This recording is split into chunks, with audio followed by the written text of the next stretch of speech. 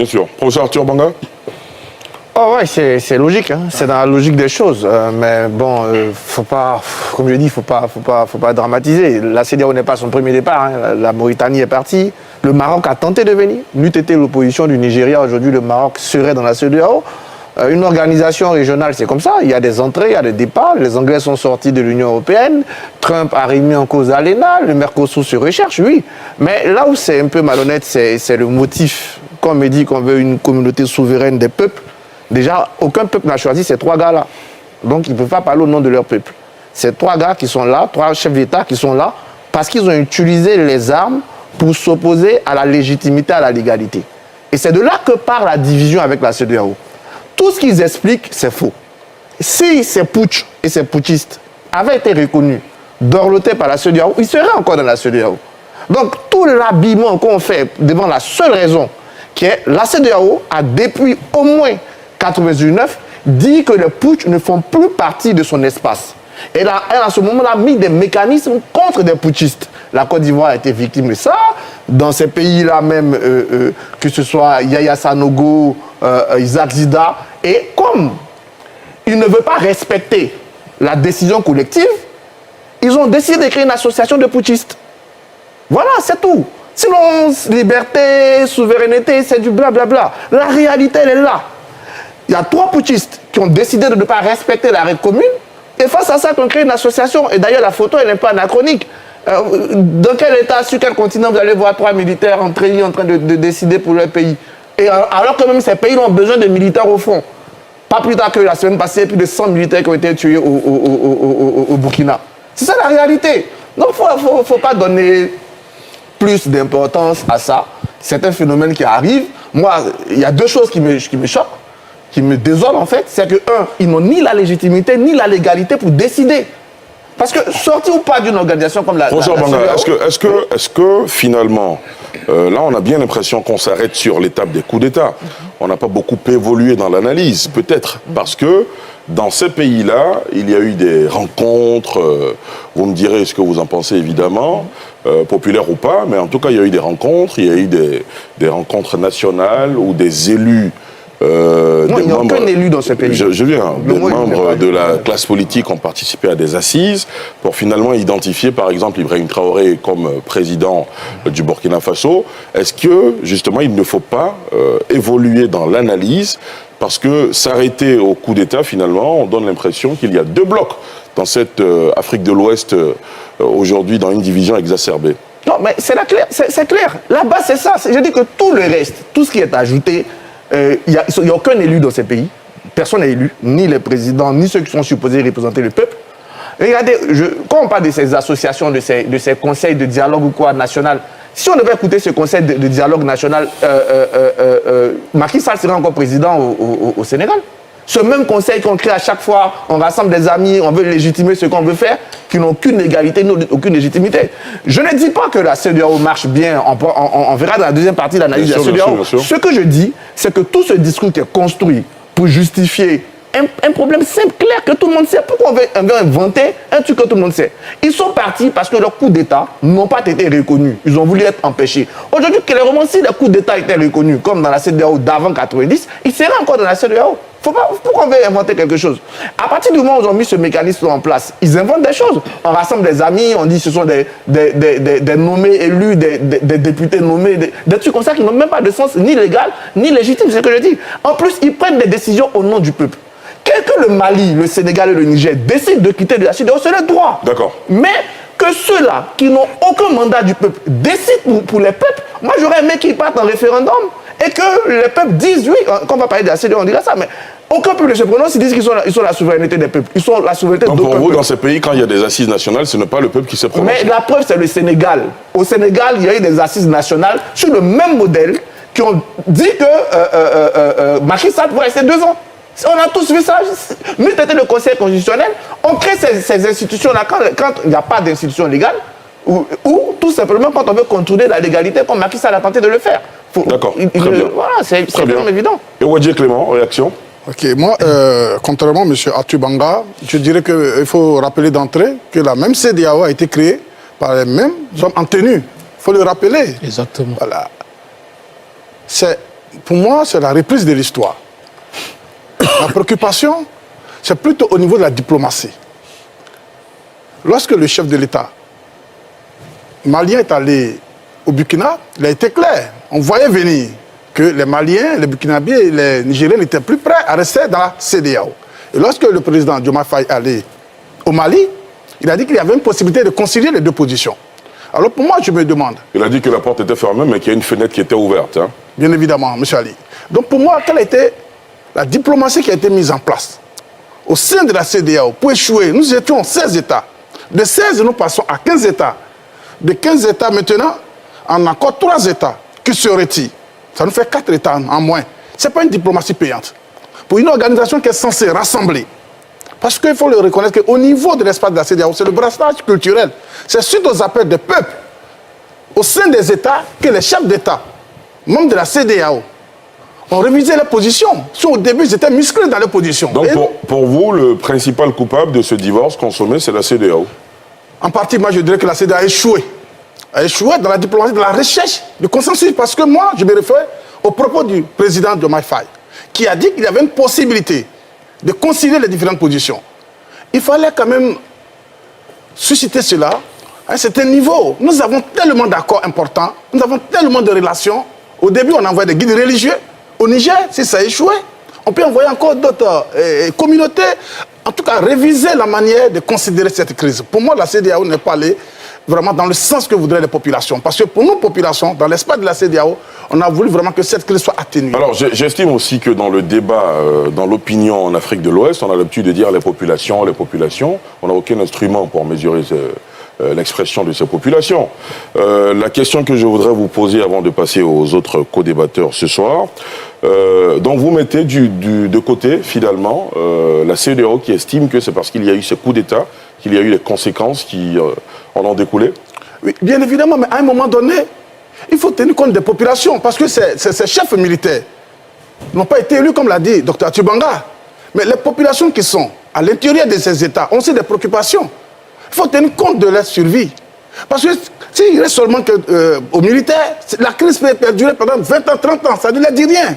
Mais pour les populations qui sont prises entre le marteau et la plume, qui ça veut dire quoi? À cause des populations, à cause de la souffrance des populations, on ferme les yeux sur les coups d'État? Non, fermer les yeux, ce serait vraiment aller contre aussi certaines règles qu'on s'est établies, mais quand même aussi, il fallait quand même adoucir certaines sanctions. Je prends la dernière situation entre le Bénin et le Niger pour les problèmes de pipeline. Il ne faut pas adoucir. À un moment donné, les populations étaient vraiment au bout du souffle, avaient besoin d'une porte de sortie. Et c'est seulement que les dirigeants qui pouvaient donner cette opportunité aux différentes populations, afin que la crise soit dénouée. Pour moi, je répète toujours que nos chefs d'État ont trop durci le ton. D'accord. Voilà. Sébastien Gueye-Apali. Je voudrais faire le constat. Dites-nous. Que les militaires au pouvoir dans ces 3 pays ont rêvé de quitter la CEDEAO et viennent de quitter la CEDEAO.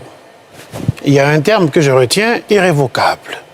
La CEDEAO est en réunion ou en conclave, elle ne réussit pas à faire sortir un communiqué final. Il y a une déclaration du président de la commission qui sera diffusée tout à l'heure en équipe. Allez-y, poursuivez. Donc, je veux dire qu'il a tardé à faire sortir un communiqué. Parce qu'il y a eu 2 heures de retard au début de la réunion. Allez-y. Donc, je constate simplement qu'il y a 3 pays qui s'en vont, mais la CEDEAO, au sein de la communauté, il y a l'UEMOA. Hein. Donc, je veux dire, il y a des regroupements dans le même espace. Et donc, la raison de leur départ, le professeur Banga en parle, hein, on sait qu'il y a des coups d'État et tout ça, mais on constate que les militaires s'en vont, les pays et les États s'en vont et quittent la CEDEAO. Mais mon problème, moi, on avait déjà discuté une fois, c'est la raison centrale qui a fait venir ces militaires au pouvoir, c'était la sécurité. Est-ce que tout ce qu'on fait résout la question de la sécurité, d'une part? D'autre part, la CEDEAO, pour moi, est un organe qui, sauf erreur de ma part, se concentre trop sur les chefs d'État. Et je ne sais pas si les populations connaissent les agences spécialisées de la CEDEAO, si les populations connaissent les missions de la CEDEAO. C'est une affaire qui est un peu trop virtuelle, trop virtuelle. Elle n'est pas démocratique au sens de connue dans la rue et partout au niveau de ses missions. Sur le plan purement de la relation internationale ou communautaire, on peut constater un échec, l'incapacité de l'institution à préserver son intégrité. J'ai été inquiet, moi, personnellement, quand les pays du Sahel étaient sous deux types de financement. L'Union européenne, la France, avec des questions de guerre, ça pouvait donner une impression de désolidarité avec les pays du Sud, surtout quand les putschs sont arrivés et qu'on a musclé les sanctions. Ces sanctions, je ne sais pas lesquelles auraient été bonnes, mais je constate que ces sanctions étaient un peu trop dures et malheureusement, ce n'est pas les militaires qui ont payé les sanctions, c'est la population. Peut-être que je suis très à l'aise de parler ainsi, mais le souci que nous avons, c'est qu'on a le droit de s'interpeller, de se convoquer sur le rôle central de la CEDEAO et qui n'est pas à mon niveau le plus clean dans la gestion de sa propre communauté. Les échecs en matière de sécurité avec la CEDEAO sont là. Boko Haram est toujours là, l'État islamique est là depuis très longtemps, ça traîne. Donc il y a des problèmes de mise en place de la force de sécurité au niveau de la CEDEAO.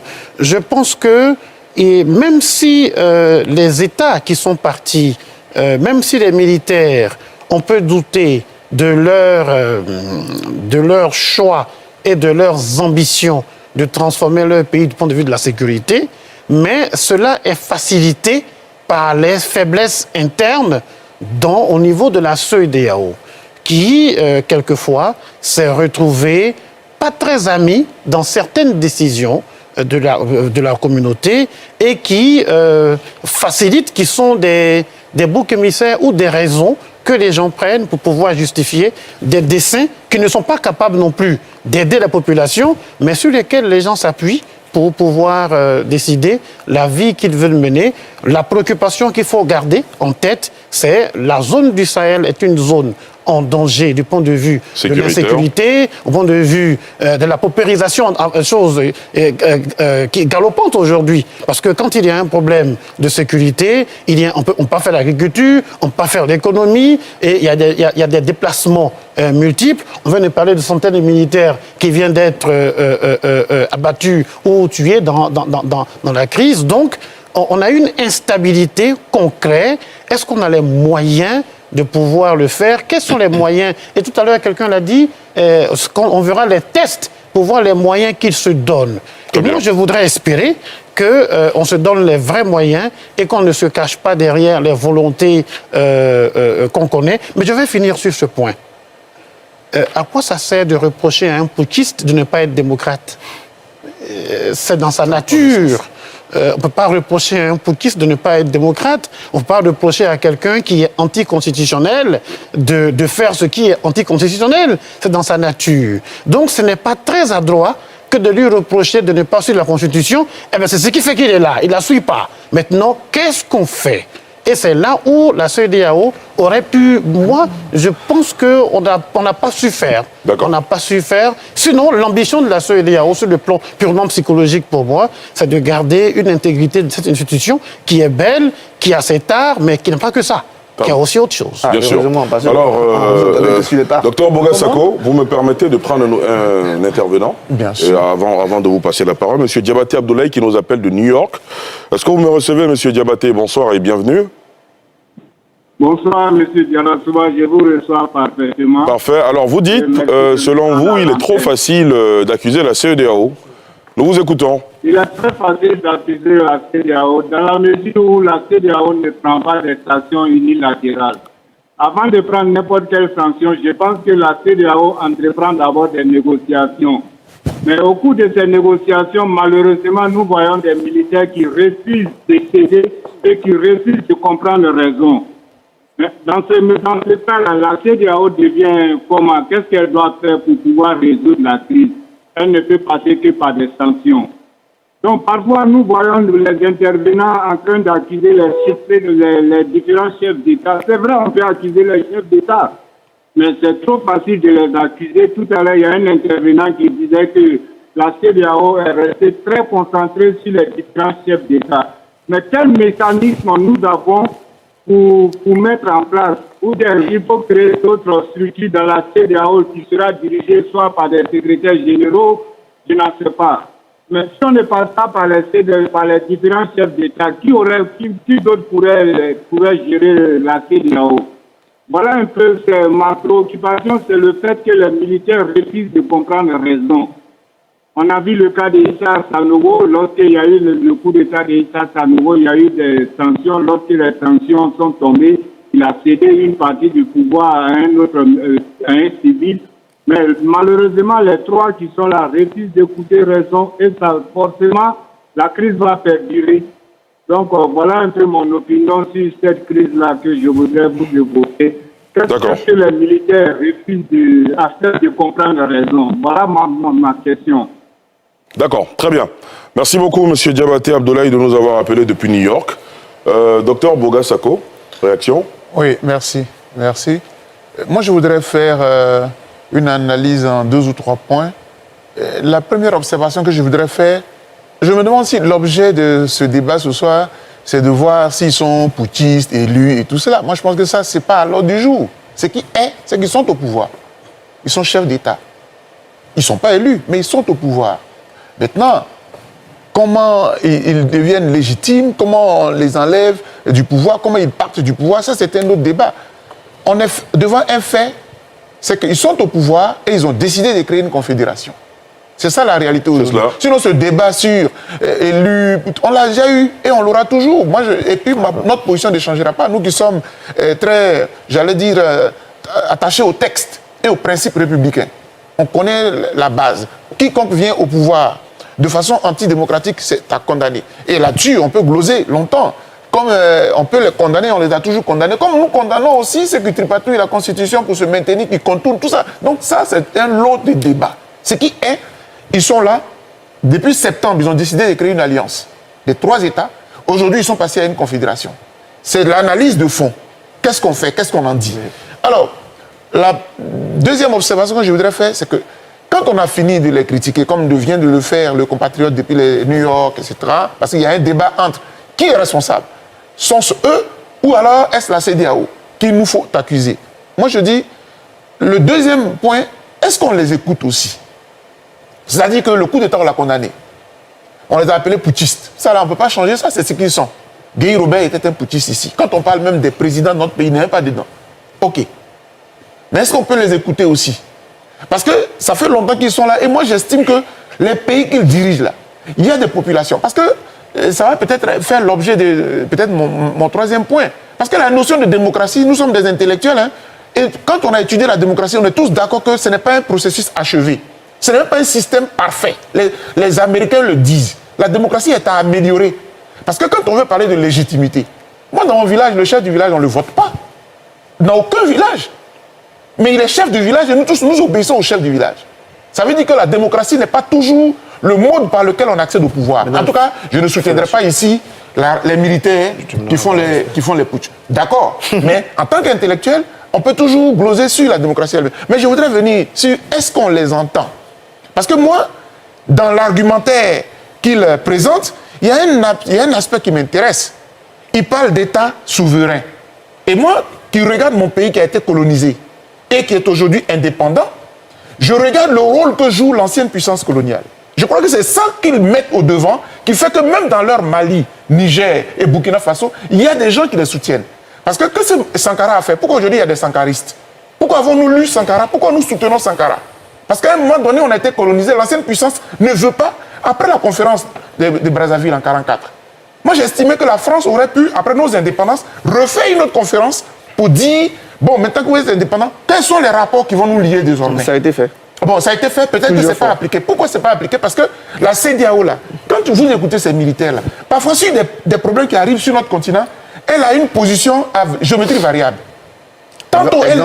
Alors là, on est en train de refaire le procès de... Non, mais je viens... Oui, d'accord. Je vais les entendre. Oui, bien sûr. Moi, je les écoute aussi parce qu'ils brandissent... Je vous demande juste de ne pas trop aller dans... Non, pas dans tous les sens.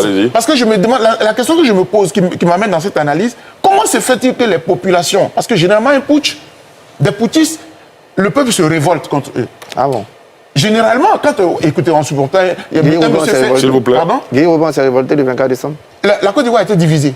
Et ce qu'on Le traverse 24 décembre 89. Alors, on ne va pas faire un débat entre vous, Arthur. On peut faire beaucoup Oui, bien sûr. Si On va laisser terminer et puis on va revenir à dans le cela. projet de Guy Robert en Côte d'Ivoire, la Côte d'Ivoire a été divisée par là. Parce que beaucoup ont soutenu les militaires, les putschistes, et après ils ont payé le prix. Cash. Moi, je vais terminer par dire ceci. Il y a un point sur lequel moi, je ne transigerai pas avec le régime au pouvoir dans les trois pays. C'est la question des droits de l'homme, la question de la gestion. Même si vous êtes en transition, même si vous êtes des putschistes, et que vous estimez que vous êtes venus pour régler des problèmes de souveraineté, parce que l'Afrique est aliénée, la CEDEAO est manipulée, parce que c'est ce qu'ils disent, manipulée par l'Occident, par des grandes puissances, etc. Mais qu'en est-il des rapports vis-à-vis du peuple? Comment on peut interdire les partis politiques? Comment on peut interdire aux citoyens? Ben attendez, aucun chef d'État dans aucun pays ne fait l'unanimité à 100%. Il y en a qui n'ont pas élu. Mais il accepte qu'on puisse le critiquer. Les militaires, là, ils ne veulent pas qu'on les critique. Pourquoi? Les militaires, là, ne veulent pas qu'il y ait la contradiction. Ils ne veulent même pas que la politique existe. Moi, je pense que de ce point de vue-là, on ne peut pas les encourager sur ce terrain. Et c'est ça que moi, je déplore. D'accord. Très bien. Professeur Arthur Banga. Ouais. Bon, j'ai été interpellé 2 fois. Vous avez la parole maintenant pour réagir. L'anachronisme le plus ridicule que j'entends. Alors moi, je vous propose qu'on aille tout doucement. Non, je suis très calme. Hein. Oui, bien sûr. Non, je ne parle pas de... Si ça me fait non, bien sûr. Moi, je propose que les mots sont moins musclés parce que ça peut susciter des réactions. Okay. C'est tout ce que je voulais vous dire. L'anachronisme que je comprends le moins, c'est... Vraiment, je rigole à chaque fois, honnêtement. La CEDEAO a été créée par des putschistes en 1975. On regarde tout Pas que. Non, c'est ce qui a répété et on entend souvent. On regarde tout ce foot actuellement. En 75, tu pouvais faire la passe à ton gardien et puis il prenait le ballon. Ouais. Le monde, il évolue. En 75, il n'y avait aucune norme communautaire qui interdisait un coup d'État. Et donc, s'il n'y a aucune norme communautaire qui interdisait un coup d'État, c'est normal qu'un coup d'État soit... Si on était en 80, tu fais ton putsch mardi, si mercredi il y a sommet, tu viens. C'est la norme. On a évolué. On a choisi nous-mêmes. Et c'est pour ça que je dis, pourquoi il parle de souveraineté? Il parle de souveraineté, je vais répondre à votre question, mais je dis déjà, c'est nous-mêmes qui avons choisi, dans tous nos textes, depuis 1993 jusqu'en 2012, de dire que ça ne se fait plus. C'est pour ça que nous, on dit qu'ils n'ont plus leur place. Si on avait encore les mêmes règles de 75, personne n'en se plaignait. Le monde de 75 n'est pas le monde d'aujourd'hui. Et donc, cette façon de vouloir justifier cet anachronisme-là par un autre anachronisme, qui a dit que ça a été créé par des putschistes en 75, ça n'a aucun sens. Deuxième chose que je vais dire, prenons justement le mot souveraineté. Pourquoi dire souveraineté? Parce qu'on applique des sanctions. Comme si les textes, un texte de 2001, qu'on applique en 2022, tu trouves que c'est quelqu'un qui nous a dit d'appliquer. En 99, qu'on a appliqué sur la Côte d'Ivoire, c'est quelqu'un qui nous a dit d'appliquer. En 2011, qu'on a appliqué les textes sur la Côte d'Ivoire, c'est quelqu'un qui nous a dit d'appliquer. Quand on a appliqué les mêmes textes hier à Sanogo, c'est quelqu'un qui a dit, c'est la France qui a dit à CEDEAO d'appliquer. C'est vraiment arrêter de justifier ces gars-là. Les textes de la CEDEAO sont pris par la CEDEAO, qui existe depuis au moins, je dis, 93, par la conférence des chefs d'État. Mais il faut respecter un peu nos chefs d'État, monsieur. Vous imaginez que 15 chefs d'État vont attendre Macron pour prendre une décision? Vous pensez vraiment que Macron a des leçons à donner à Bola Tinubu, un pays comme le Nigeria? Alors, mais vraiment, quand même, on va pas, vous n'êtes pas trop... Sérieusement. Non, écoutez-moi, vous savez pas ce que je veux dire. Alors, d'où vient-il que dans ces pays de l'AES, on a l'impression, justement, le président de la transition du Burkina Faso l'a dit dans son discours, que certains chefs d'État sont des valets locaux des puissances coloniales. D'où vient ce cliché attribué à la CEDEAO? M. Ali, vous me permettez d'ajouter pour qu'il réponde globalement, parce que ça me préoccupe. C'est-à-dire, mon cher ami, autant les textes ont évolué, autant les mentalités des populations aussi ont évolué. Nous sommes d'une génération qui ne voulons plus d'une sorte d'ingérence dans nos États. Par exemple, moi, je suis ici, là. Je respecte la France, j'y vais toujours. Mais je ne suis pas content que l'armée française soit encore à protéger mon pays. Bon, déjà, je réponds sur cette fin. Non, mais pour te dire que... Non, mais je viens... Non, Comme tu veux. j'avais la parole. Mais il va répondre. Non, mais je le dis... Michel, j'ai été interpellé. Je reviendrai. Déjà, je viens pour dire, j'ajoute simplement pour dire que ce sont des questions qui nous préoccupent et ça nous interpelle parce que nous sommes la génération de demain. Regardez, M. Ali, j'ai fait 10 ans en Italie. Oui. Quand j'ai dit aux Italiens que la monnaie de mon pays, là, elle est battue en France, quand je leur dis que l'eau et l'électricité, ce sont des entreprises françaises, mais ils se moquent de moi. Vous êtes indépendants comment? Vous êtes des intellectuels, vous êtes universitaires comme vous et moi. D'accord, on va laisser Pour te dire que les mentalités ont évolué. D'accord, professeur Banga, vous poursuivez. Il faut en tenir compte. Ok. Non, mais je réponds. Allez-y. Les mentalités ont évolué en Côte d'Ivoire, comme elles ont évolué en Allemagne, comme elles ont évolué en Corée du Sud. On est un S'il peu vous plaît, professeur. Non, je réponds. Je vous réponds. Allez-y, Elles ont évolué en Côte d'Ivoire, comme elles ont évolué en Allemagne, comme elles ont évolué en Corée du Sud, comme elles ont évolué au Japon. Mais dans ces pays-là, il y a une présence militaire étrangère. C'est ma souveraineté qui me permet d'accepter ou pas la présence militaire. C'est pas parce qu'il y a une présence militaire sur mon pays que je ne suis pas souverain. Ça peut gêner le peuple. Non, pas du tout. Parce que le pays qui est là, c'est parce que je le veux qu'il est là. Si aujourd'hui, on entend de parler, il est 20h53, si à 20h54, Alassane Ouattara dit qu'il ne veut plus de présence militaire française, il n'y en a plus. La présence militaire... Docteur, laissons-le terminer, après vous aurez la parole, s'il vous plaît. C'est ta souveraineté. C'est pas quand tu dis oui ou non. Parce que c'est ce que je dis aux gens. Parce que Sékou Touré a dit non en 58 et Kofi a dit oui, donc lui il est souverain. La souveraineté, ce n'est pas la réponse. C'est le mécanisme qui te permet de donner la réponse. Et je donne ce mécanisme parce que moi, malheureusement, ce n'est pas vous qui êtes président de la Côte d'Ivoire. Voilà. C'est celui qui est président de la Côte d'Ivoire. C'est à lui qu'on donne. C'est là le problème. Je termine. C'est notre souveraineté d'Ivoirien qu'on lui a confiée. On lui a donné des privilèges. Dans ces privilèges, il y a des privilèges diplomatiques qui prennent à notre nom. S'il est là, si la France est encore là en Côte d'Ivoire, c'est parce que la Côte d'Ivoire le souhaite et en toute souveraineté. Nous, on peut le faire d'accord avec ça.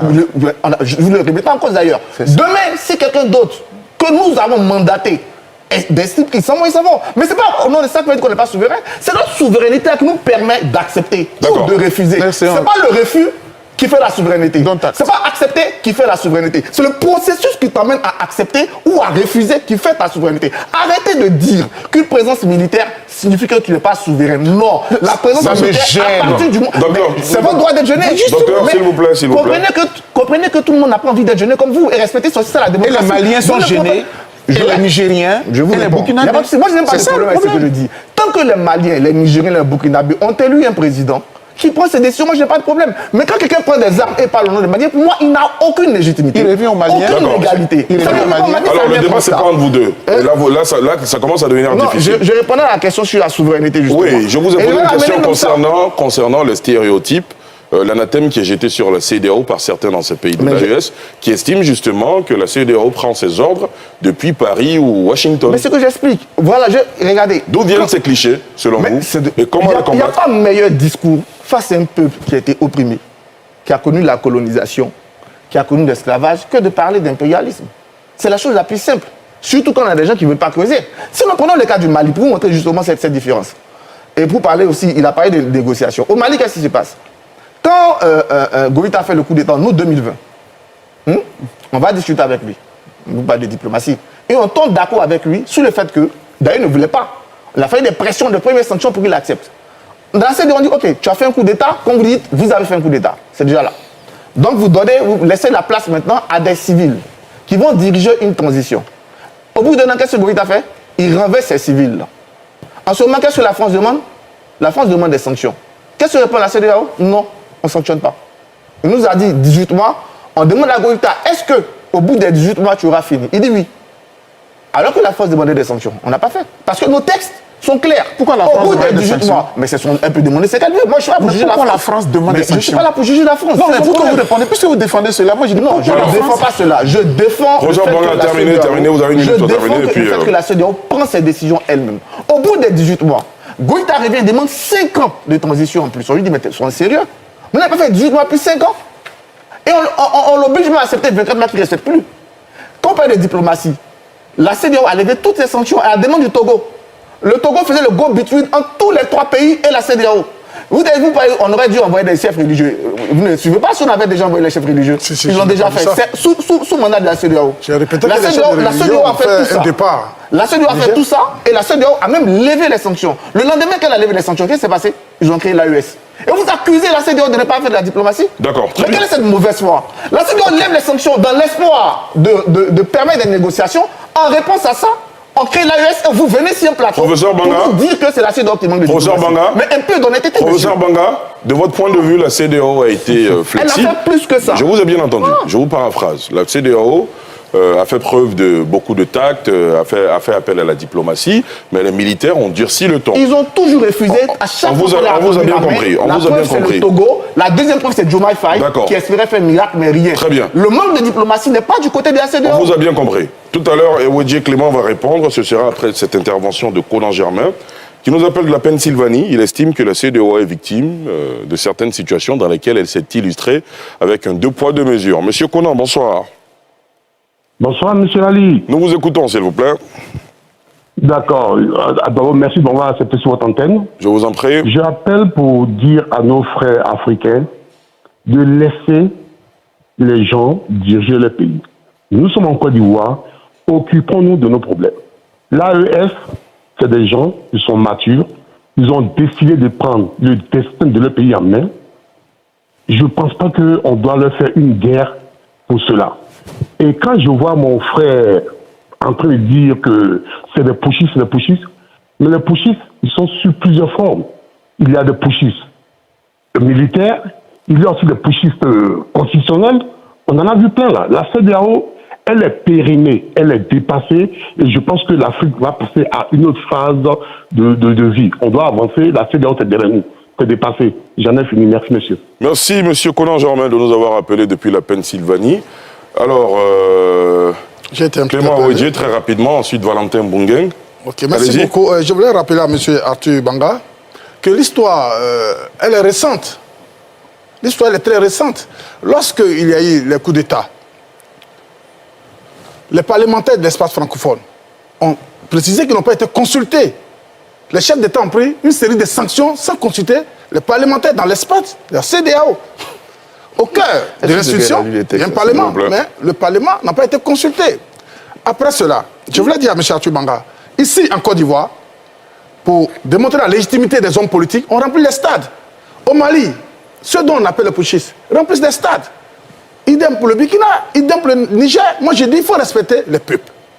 Si en Côte d'Ivoire, pour montrer que l'exécutif est soutenu et a une légitimité, il faut remplir des stades, et que dans ces pays, aussi on remplit les stades, il faut respecter. Mais c'est 20 personnes, 30 personnes, il faut respecter. Moi, c'est mon point de vue. Je dis qu'il faut placer le peuple au cœur du débat. Il ne faut pas prendre des sections sur des principes démocratiques, des critères démocratiques, alors que le peuple souffre à l'intérieur des pays. Pourquoi ne pas écouter l'appel des peuples qui demande à ce que ces sanctions soient levées, de ne pas tenir compte des hommes en tenue, mais plutôt de réviser ces sanctions, d'avoir une nouvelle vision. Moi, c'est ce que je reproche à notre chef d'État. Vous promeuvez une nouvelle vision, une nouvelle approche, parce que, quoi qu'il arrive, ces présidents de transition dans ces pays ont été adoubés par des gens. Bien évidemment. D'accord. Martin Milisso envoie des peuples.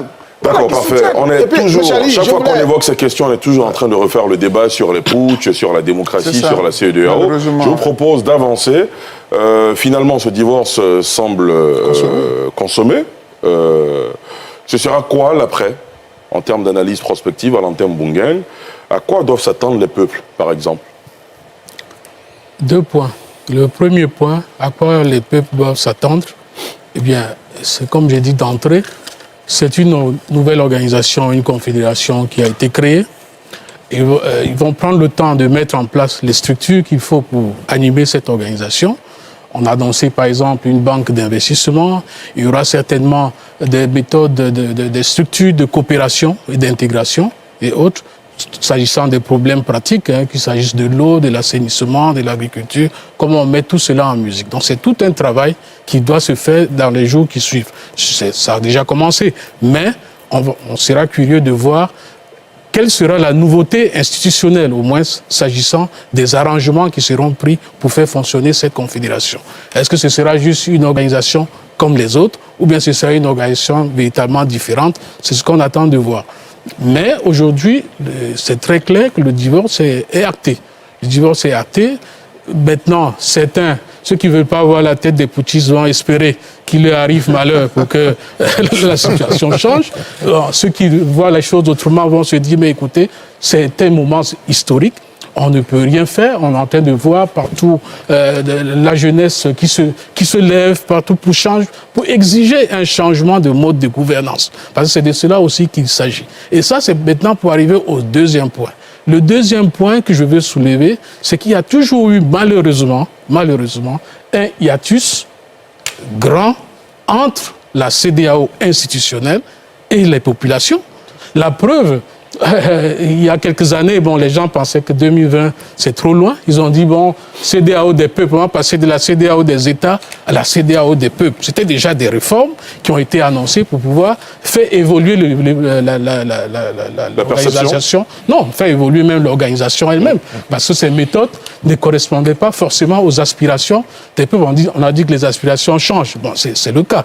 Mais l'organisation n'a pas pu, jusqu'ici, saisir, en tout cas, trouver les moyens, les réponses qu'il faut pour pouvoir intégrer davantage les peuples de la sous-région. Donc, on a parlé en 2020, passer de la CEDEAO des États à la CEDEAO des peuples. Puis, 2020 est arrivé, ça fait 4 ans que 2020 est passé. Puis, on a allongé l'échéance. Maintenant, c'est 2050. Maintenant, c'est 2050. Donc, vous voyez, donc il y a beaucoup de choses qui doivent être faites. C'est vrai, on a dit que la CEDEAO, il y a eu la diplomatie qui a été faite, d'accord, mais je pense que ce n'est pas une diplomatie qui a été payante, puisqu'on regarde bien que dans le cheminement, ce n'est pas des États qui viennent s'ajouter, mais c'est des États qui s'en vont. Et comment est-ce que la CEDEAO répond à cette situation? Ça, c'est un problème de fond.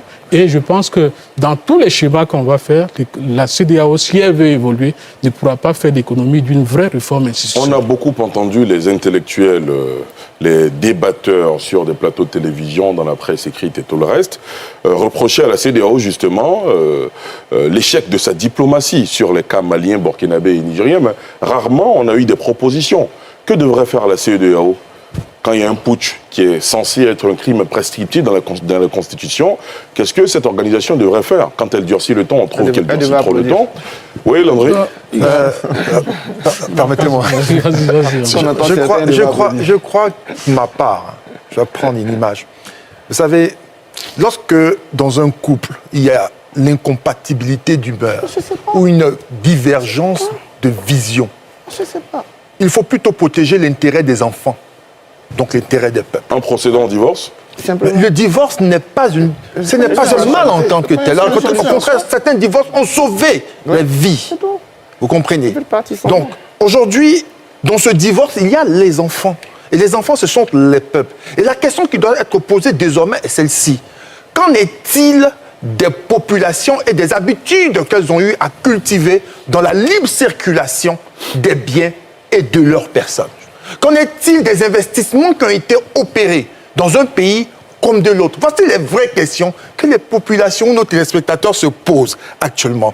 Les communautés du burkinabé, maliennes, nigériennes, en Côte d'Ivoire s'interrogent. C'est quoi la réponse? Aujourd'hui, le Mali, le Niger, le Burkina Faso sortent de la CEDEAO de manière concrète et deviennent des pays tiers. Ce ne sont plus des pays, des États partis. Par voie de conséquence, ces populations devaient être systématiquement et d'un point de vue juridique traitées comme des pays qui viennent, par exemple, de l'Afrique centrale et autres. Ça, c'est une question qui se pose. Est-ce qu'on aura des discussions bilatérales à l'effet d'avoir des conventions qui s'établiraient à cet effet? Voici les questions qui doivent se poser. Et donc, à ce moment, la diplomatie ivoirienne, parce que moi, ce qui m'intéresse, c'est la Côte d'Ivoire. Notre diplomatie doit être mise en branle à ce niveau-là. Parce qu'on ne peut pas ignorer le fait qu'on a ces communautés qui sont présentes. On ne peut pas ignorer les investissements qui sont faits des deux côtés des frontières. On ne peut pas ignorer ça. Et c'est important. Et même pour le reste, et je vais terminer avec ça, c'est qu'aujourd'hui, la CEDEAO devait plutôt se préoccuper, nous tous qui la défendons, devons plutôt nous préoccuper des démarches préventives à ce qui est arrivé entre-temps.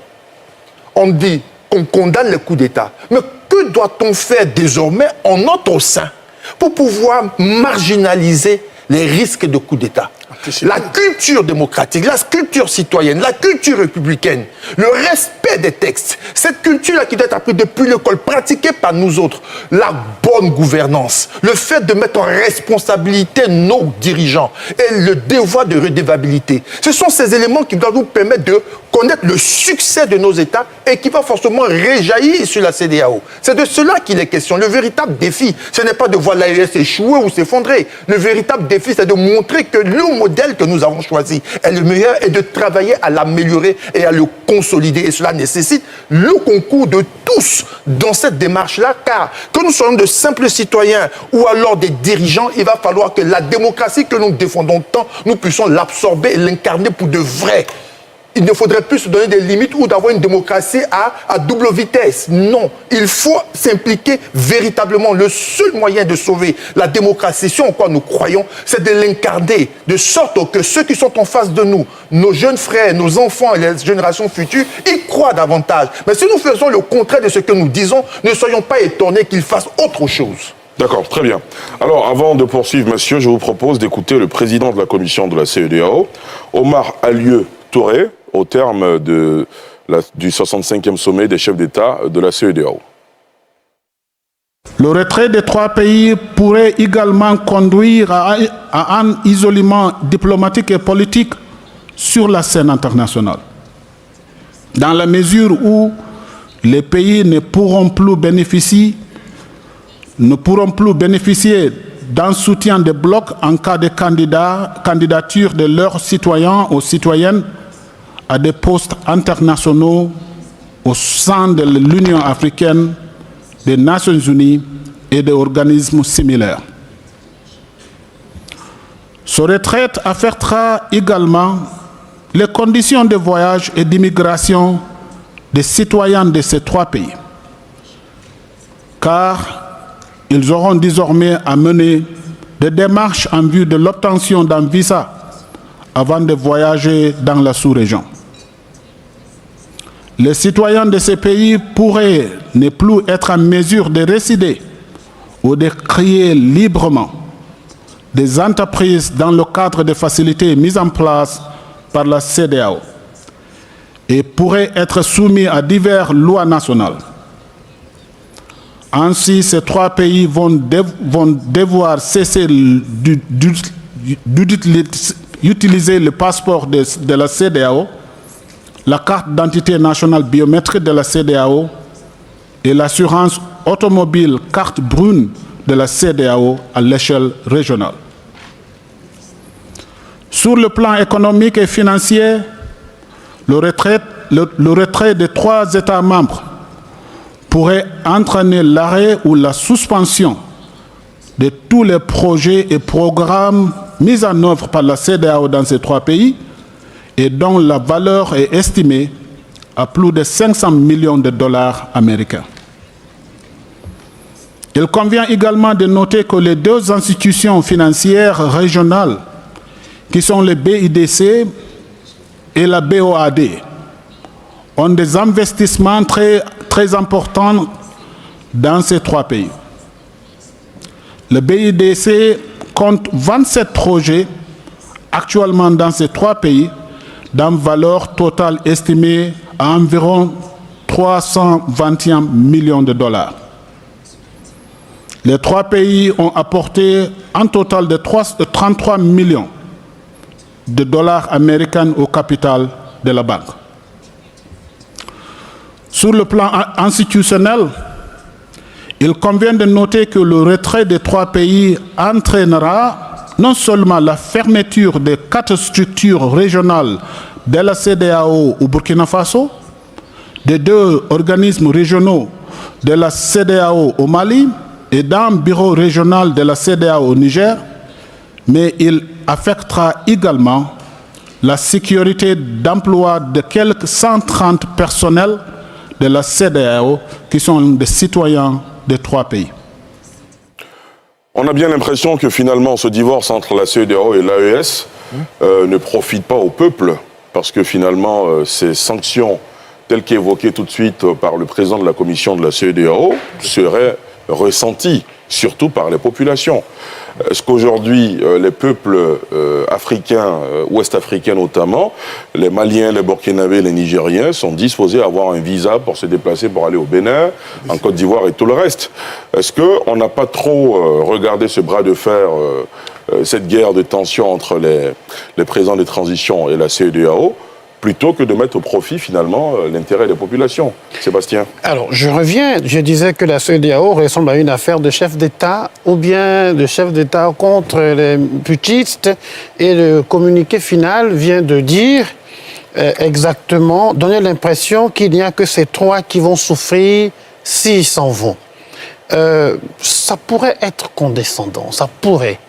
Dans une séparation, ça donne l'impression que le Mali, le Burkina et le Niger étaient allaités par la CEDEAO et que c'est grâce à la CEDEAO que ces gens-là vivaient et que sans la CEDEAO, ils vont mourir. Ça... C'est pas ce qu'il a dit aussi. Hein. Oui, mais c'est l'impression que ça... C'est pas ce que le président a dit. C'est l'impression que lui... C'est mon impression. Oui, allez-y. Le peuple n'aura plus de passeport, les gens vont perdre du boulot. 150 personnes, 130... Non, c'est ça qu'ils vont perdre. Moi, je crois que lorsque une des pays décide de partir, je crois qu'ils l'ont déjà envisagé. Moi, je pense aux choses bien plus sérieuses. Parce que les citoyens du Mali, du Burkina et du Niger ne sont pas les premiers à payer des visas pour venir chez nous, dans nos espaces. Donc ça, je crois que... S'il vous plaît. Sébastien, terminé. Je crois que si les États veulent partir, c'est qu'ils y ont pensé. Et les peuples, en général, obéissent aux règles de leur pays d'origine et ils obéissent aux règles des pays qui les accueillent. Donc ça, ce n'est pas... Pour moi, c'est bien petit. Il y a des choses bien plus sérieuses qu'il y a. La chose qu'il y a, c'est que la conséquence, c'est que nous cassons une zone en deux alors qu'il y a des menaces terroristes qui parcourent depuis le nord, le Sahel, et qui viennent jusqu'au nord de la Côte d'Ivoire. C'est de ça qu'il est question. Et il faudrait immédiatement, et j'espère que c'est pensé, que la CEDEAO et l'AES, parce qu'on cohabite, c'est les institutions, c'est des noms d'institutions, mais c'est des individus qui sont dedans. C'est immédiatement penser au processus diplomatique qui permet de renégocier les accords qui existent en leur donnant une autre teneur. Par exemple, il y a le système d'échange de l'énergie électrique au niveau de la CEDEAO. Il suffit de le repenser. Et c'est les mêmes humains qui vont s'asseoir pour le repenser. Ça, c'est des choses qui doivent être faites, et c'est même pas par les militaires, c'est par les experts qui ont travaillé en CEDEAO, et c'est même là qu'ils vont s'asseoir pour le repenser. Le système des fonds mis à disposition par la BADEA, par la BOAD, par la BAD, ils vont s'asseoir pour renégocier, et je crois que c'est des choses qui vont se faire. Par contre, sur le plan culturel, sur le plan psychologique, mais sur le plan de la reconfiguration géopolitique de l'espace CEDEAO et Sahel, il y a du travail à faire. Moi, Dans quel sens? Je vais venir là. Je crois que la création de l'AES ne met pas fin à l'existence du reste des pays de la CEDEAO. Non, ça c'est une évidence. Voilà. Bien sûr, c'est pour ça qu'il faut dédramatiser. Sur ce point, il faut vraiment dédramatiser. Je pense qu'ils vont créer on ne crée pas une organisation si on n'a pas pensé au levier. Mais je pense aussi que la CEDEAO devrait, elle aussi, penser au levier. Les autres pensent, la CEDEAO ne pense pas. Oui, il faut penser au levier pour aller de l'avant. Et le premier levier, ça ne doit pas être un levier qui est trop institutionnel, mais un levier humain. C'est un levier humain. Et ça, on ne vient pas là-dessus. J'aimerais finir sur deux points. Terminé. La libre circulation des biens et des personnes n'est pas un problème sérieux parce que la CEDEAO en son sein le fait presque déjà, je vais dire comme ça, presque déjà. Et ce sont des mécanismes qui se décident pour que les organisations puissent circuler entre elles. Les ressortissants de la CEDEAO voyagent bien entre la CEDEAO et les autres communautés économiques, et c'est des humains qui le gèrent. Mais ce à quoi il faut penser, c'est vraiment d'arrêter de penser, de se complexer en pensant que l'AES le fait contre la CEDEAO et la CEDEAO le fait contre l'AES. Il ne faut pas céder à l'argumentaire de ce qu'on appelle les putschistes qui... non, il ne faut pas céder à ça du tout. Il faut aller de façon vraiment zen. Très bien. Là-dessus. Docteur Boga? Oui, moi, honnêtement, j'ai écouté la CEDEAO ce soir et je souris. On est devant une situation très grave. Dans notre sous-région, il y a 3 pays qui décident de créer une confédération. Ça doit nous préoccuper. Et en réponse, oui, il ne vont plus avoir de passeport, il y a 150, 30 personnes qui travaillaient. Ce sont des mesures, c'est ça la préoccupation, c'est la réponse, ça. Moi, je pense que c'est assez sérieux. Non, je ne crois pas qu'il s'agisse d'une réponse. Il évoque les conséquences qui pourraient découler de ce divorce. Mais je ne vois rien de grave qui puisse faire peur à quelqu'un. Non, mais l'idée, c'est pas forcément de faire peur. Je veux dire que c'est pas ça qu'ils vont faire marche arrière. Personne ne veut qu'ils fassent marche arrière. Oui, mais si personne ne veut qu'ils fassent marche arrière, je veux dire, prenons acte. Moi, j'aurais aimé que la CEDEAO dise, on prend acte, et puis on leur souhaite bon vent. Sur le terrain, on verra qui est plus fort. Peut-être dire même ça. Parce que si vous êtes trop décidé à les laisser partir, mais ne dites pas où ils s'en vont là, ils ne vont plus avoir des passeports, mais on était ici là. Il y a des gens qui sont africains ici, qui viennent ici, ils payent le visa avant de venir. Donc, non, mais le docteur Boga, il n'a pas dit ça. Ils n'ont pas dit que les gens n'auront pas de passeport. Il évoque les conséquences liées au divorce. Mais YouTube, j'ai parfaitement compris. Ouais. C'est pourquoi je dis ça, c'est pas ça qui va faire que des gens vont faire marche arrière. Et moi, la remise en cause là, elle existe. Et d'ailleurs, depuis que nous débattons là, moi je me demande où est la place même de l'Union africaine dans tout ça.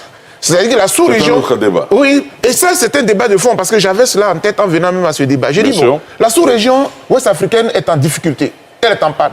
Mais que fait l'organisation africaine? Parce que souvent on attend plutôt les grandes instances internationales, comme l'ONU, se prononcer, s'inquiéter même de la situation, mais je ne vois pas trop l'Union africaine. Mais je vais, au-delà de leurs conséquences qu'ils ont données, parce que moi j'avais peur de relations bilatérales. Je me disais peut-être que la CEDEAO allait dire, comme ils ont créé leur confédération, tous les pays qui sont restés dans la CEDEAO devraient rompre les rapports bilatéraux. C'est en ce moment-là que la préoccupation que vous aviez soulevée, à savoir quelles seront les conséquences pour les peuples, allait vraiment m'inquiéter. Mais là-dessus, je vais vous dire, M. Ali Diarra-Zouba, dites-nous. Je remarque que les peuples africains, là, même les Ivoiriens avec leurs voisins, là, c'est comme si chez nous, les chefs d'État même, c'était un autre débat. Les dirigeants sont à part, mais les peuples, tels que nous vivons ici, ils n'ont aucun problème avec ça. Ça, vraiment, je tenais à le dire. Les Maliens peuvent avoir un problème. J'ai vu ici même des Nigériens qui avaient été agressés. Vous vous souvenez de l'image où l'ancien Premier ministre Patrick Kaché était allé même manger de la ticket du garba. Mais pour dire quoi? Pour dire que les peuples sont soudés. À la limite, mais parfois, ce sont les dirigeants parfois qui peuvent faire les débats. C'est pour ça qu'on parle de la CEDEAO des chefs d'État. Ce que nous, on voit, c'est que le Malien, le Burkinabé est toujours bien vu. Nous, on n'a pas de problème. C'est au niveau des instances, des directions, des instances, des dirigeants qui posent toujours problème. D'accord. Et je m'en vais terminer parce que tout à l'heure, j'avais voulu apporter un petit élément à mon frère, au professeur Arthur Banga. Cher ami, je voulais vous dire ceci. C'est que quand je parle d'évolution des mentalités, c'est une réalité à prendre en compte. Parce que quand je prends le cas du Mali, du Sénégal, l'arrivée au pouvoir de Sonko et du président Diomaye Faye, ça montre très clairement que ceux qui les ont soutenus, j'ai vu la population sénégalaise se soulever, surtout la jeunesse estudiantine. Mais toute cette jeunesse-là, elle a été allaitée aux idées sankaristes.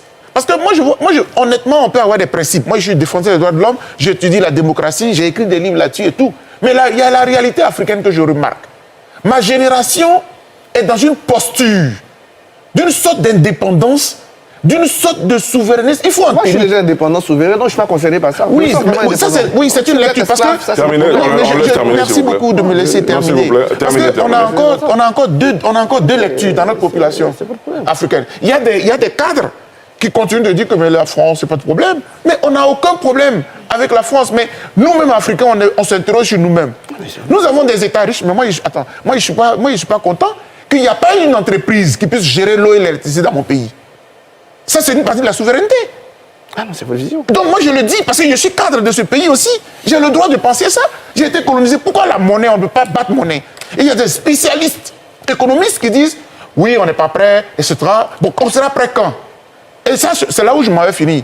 Ce débat-là, ce qu'on voit avec les États du Sahel, là, s'il n'avait pas lieu aujourd'hui, tôt ou tard, il devait advenir. D'accord, très bien. Et j'ai dit. Très bien. Prof Vanga, Voilà, ensuite Henri et Olivier Clément. Sur le CFA, Allez-y. sur le truc, c'est un débat qui a toujours lieu, qui a commencé même depuis 45, depuis 44. Il va finir. Ça n'a rien S'il de vous plaît. nouveau. Et contrairement à ce que vous croyez, la littérature, elle est grande dessus. Elle est énorme dessus. Il suffit de lire un peu toute la transformation. C'est des débats qui existent depuis toujours. et la pratique. Et dans cela, il y a deux voies. Si vous ne vous sentez pas libre, indépendant, oui, moi j'ai vraiment mal pour les Africains qui ne se sentent pas libres et indépendants. Hein. Parce que moi, je me sens libre et indépendant. Je sens mon pays souverain. On fait une Moi, S'il vous plaît. le pays, Si vous le parlez pays que ensemble, on j'ai ne vous perçoit pas. décide de ce qu'il veut. Parce que moi, j'ai lu un président, c'est à lui que je demande des comptes. Je ne serai pas content de lui, je vais choisir quelqu'un d'autre. Donc moi, je suis très clair. Maintenant, si vous n'êtes pas encore indépendant, vous n'êtes pas encore souverain, vraiment, j'ai de la peine pour vous. Parce que ça fait vraiment mal. Merci, de pas se sentir merci. Mais c'est pour ça souverain. que tu vois Mais moi, tout ce qui se passe Mais là. c'est votre droit. C'est l'expression. Personne Au ne Sénégal, c'est ça. Mais personne ne se plaint au Sénégal. Il a gagné des élections, tout le monde accepte. S'il vous plaît. Le problème de vos putschistes, c'est qu'ils n'ont pas gagné aucune élection. Moi, c'est ce qui me fait mal. Sinon, les Sénégalais ont gagné, on a réussi. Quand vous parlez de l'avenir, mais ce que je dis, il n'y a pas de drame. On n'est pas au premier départ de la CEDEAO. Et n'eût été le Nigeria, comme je dis, la Tunisie et le Maroc seraient dans la CEDEAO. C'est parce que le Nigeria a compris que la rentrée du Maroc dans la CEDEAO, sur le plan du marché économique, allait les casser. C'est le seul pays, la Côte d'Ivoire, a tout fait pour ça. Donc, autant des gens veulent partir, d'ailleurs, la Mauritanie, elle est partie, elle a tenté de revenir, elle a un statut d'observateur. Une organisation régionale, c'est ça. Il y a des départs, il y a des arrivées. Même l'organisation la plus intégrationniste du monde, l'Union européenne, elle a connu des départs. Vous prenez des pays comme la Suisse, ils ne sont pas dans l'Union européenne, ils ont des accords Schengen. Donc, ce n'est pas un problème. C'est lui qui veut partir, là. Au revoir.